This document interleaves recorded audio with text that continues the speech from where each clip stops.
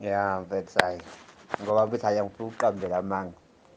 Hhayi ngifuna nje ukuqambela amanga ngikugoqe, ngithini, yabo leyo nto.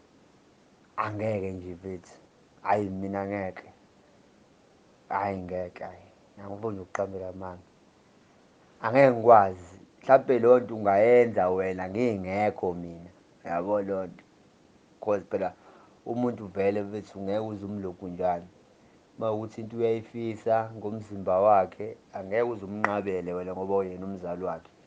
Kodwa nje ukudlulisa nje ukusho ukuthi mina mfethu, first things first, as much as ngithandana nawe, angeke ngithande ukukubona wenza leya nto, yabo. Angeke nje ngithande ukukubona udaye ngo-green, udaye hhayi ngeke baba. Yabo nje labo, mhlawumbe ungadaya ukudaya, yabo, angikuphikisi yabo, njengoba usho mhlawumpe uruphi red, ya, yabo. Hhayi manje uma uzovele udaye ngokhala okubiza uza le, uthi uqhamuka lo muntu ufuna ukubona ukuthi ubani wena. Hhayi ngeke ngeke. Shuthi lapho ngithi wonke umuntu akaye kuwena phela, shuthi lapho ngiyakudayisa phela, yabo. Shuthi ngiyakudayisa ngoba manje uzoqala uku-draw-a i-attention engenasidingo, i-attention okade ungayi-draw-i, yabo. Abantu abafuni wena bakuzinto esekhaya manje usuyihlukanisile, usuzenze wena wahluka kubantu. So manje sesoqala manje siku-notice, yabo. So manje mina angeke ngize ngiyithande leyo nto leyo, yabo, yabo. Angeke ngize ngiyithande, akuyona into engazuthi ngingathanda ngikubona uyenza, yabo.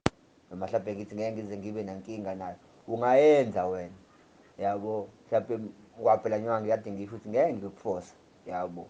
But wazi usukuyenza kwakho mina angithandi, yabo.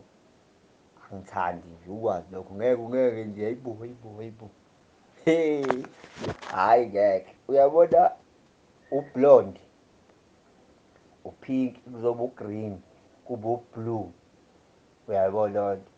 Mhlawumpe ungadaya ngo-grey, khona lo grey, lo light grey, yabo leyo nto leyo.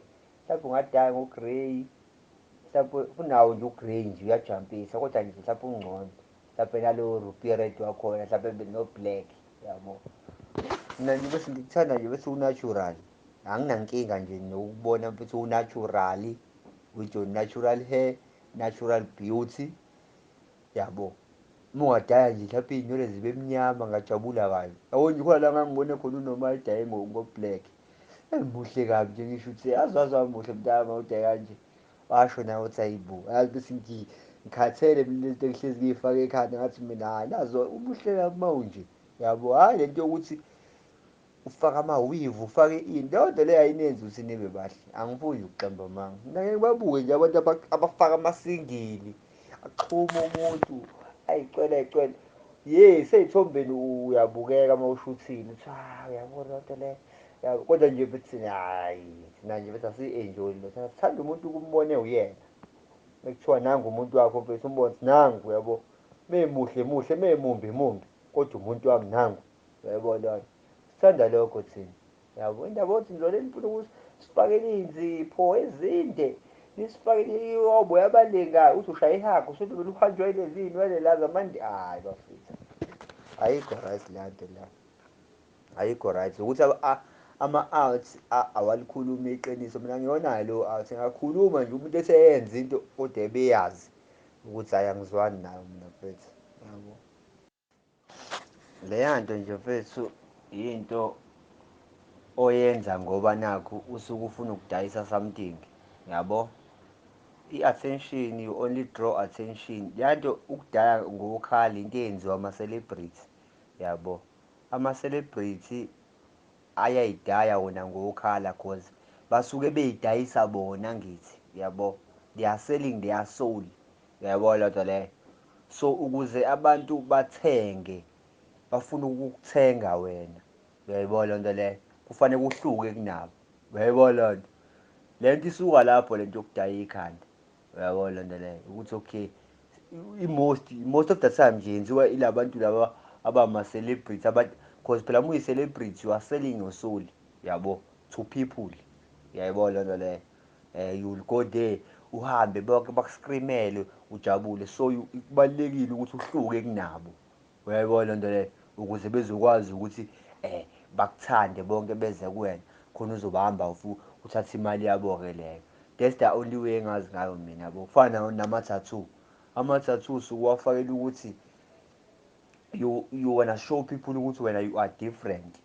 Uyabo wena udwebile, wena you are different, but the moment wenza le nto kunamadimoni ozowadrowa kuwena.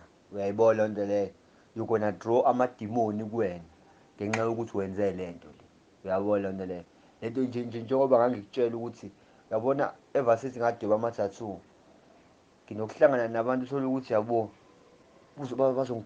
khona abanye nje babekhombisana ngami la ngisanda kufika eThekwini bethi ayibuka lo mfethu yabo ngithi ngadweba ini i-tattoo yebhubesi, kanti ejele i-tattoo yebhubesi i-identify njengomuntu oshaya ikhanda. Angithi yabo lona mina ngikwazi lokho, ngiyagijima kuyodwebela ibhubesi. So manje le nto singidrowela banjoba isingifakela i-attention manje yabantu abayigebengu mase beyaqala mengihamba banginothisa. Angithi yabo into ekanjalo le. So nakhona ukudaya ikhanda comes nangendlela eyodwa ngoba manje moment ugqama wena kubantu osuke unabo lapho ngaleso sikhathi, yonke i-attention izoba kuwena. Yabo uzodraw i-attention e-right, udraw i-attention ebhedayo. Ngeke uze ungitshele ukuthi uzoba strong wena okudlula wonke lama-attention asuke kuwena. Yabo uzofeyila. Yabo loo nto leyo. So ngiyacela nje mfethu, mina ngeke ngikuthanda njengoba unjalo bheka. Hhayi.